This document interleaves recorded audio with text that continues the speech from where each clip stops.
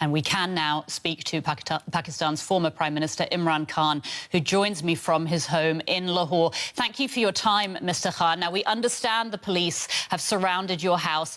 Can you tell us what the situation is at the moment, and can you confirm that you expect to be arrested again? Well, police is around my house, not in as large numbers as they were last night. Because last night the plan was that they said there were 40 terrorists hidden in my house and they were going to come and grab these terrorists. So therefore, the whole area was surrounded by police. But what I did was I asked all the journalists beforehand, I said, come over to my house and see where the terrorists are. So that diffused the situation because clearly there were no terrorists. So that's when the police could not take action. But the answer to your question, do I expect to be re-arrested? Yes, it could happen anytime because even though I'm on bail on everything now, the police can't arrest me on any charges because the courts have given me bail. But unfortunately, right now, the law of the jungle is prevailing. Might is right. 7,500 of my workers have been arrested. All my senior leadership has been arrested. So what will happen, I don't know, but I expect to be re-arrested. Mr. Khan, the Pakistani government says that you are sheltering some of your supporters who are accused of attacking the army. So do you reject that claim? It is absolute nonsense. What happened was that when they illegally abducted me from the High Court precincts, it was all illegal. And the way they grabbed me, they beat all my lawyers, people got injured, as if I was some terrorist. And those images created this demonstrations all over Pakistan because my party is by far the biggest party, federal party in Pakistan.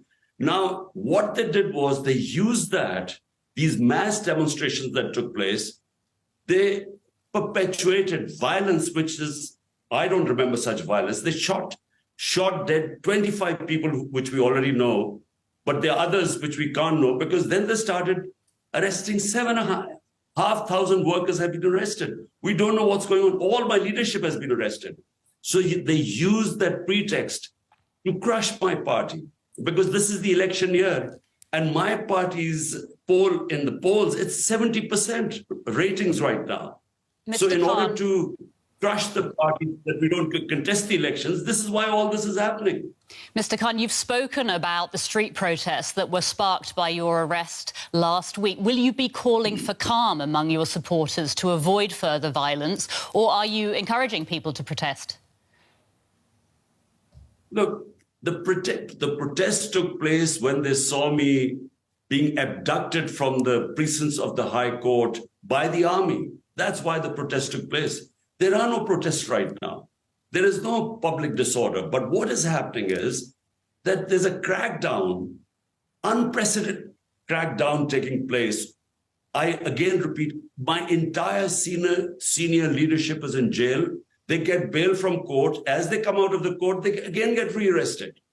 There are women who've been arrested. A lot of the women living in awful conditions because it's extremely hot there. And unfortunately, right now it is a reign of terror we are facing. Mr. Khan, I'd like to ask you right now. I'd like to ask you, if I may, about the dozens of cases that have been brought against you in recent months, mostly on charges of corruption, but there's also terrorism, contempt of court. I'd like to hear from you. Do you deny all of them? Look, there are 150 cases on me. Out of those 150 cases, 4 were when I was in jail. When I was inside the jail, there were 4 more criminal cases against me. There are 40 terrorism cases against me. 15 criminal cases in one day. Even a hardened criminal could not commit 15 crimes in a day. So there are 2 corruption cases which are being contested.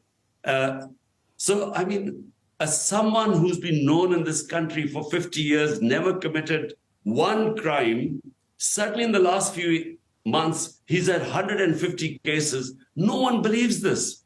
People know me in this country for 50 years. You have accused the country's military chief of being behind your last arrest, and you've also accused a senior general of being involved in a plan to kill you. These, of course, are serious accusations. Do you have evidence that supports these allegations that you've made? The senior military intelligence officer was involved in my assassination attempt. I preempted it. I warned everyone that this is going to happen. When it did happen, I was lucky to be alive. 12 people got bullet wounds, one died, and they would not let me register a case. It was my fundamental right that the suspects who were involved, I should have registered a case so they could be investigated. They never even allowed an investigation. So how am I going to bring my evidence forward? And whatever evidence was coming through a joint investigation committee, they sabotaged it. So how am I going to bring my evidence in public? And as for the charge of the army chief, well, the army who picked me up from the High Court illegally, ruled by the Supreme Court. And the orders to the army comes right from the top. So one man takes the decision. Mr. Khan, your country finds itself in a political crisis right now. How do you see this crisis playing out, developing over the coming months in Pakistan?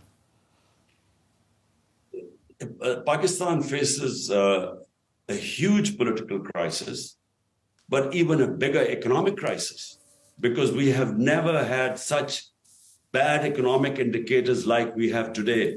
Our inflation now is worse than Sri Lanka when people came out on the streets.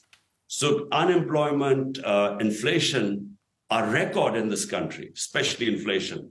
And the answer to both the problems, the political crisis and the economic crisis, are free and fair elections. This is the election year. So already the Supreme Court had ruled there should have been elections on the 14th of May in 2 of the provinces. The government refused. They violated the constitution. They violated the orders of the Supreme Court. So the answer to our crises are free and fair elections. Mr. Khan, thank you so much for your time. Pakistan's former Prime Minister Imran Khan. Thank you.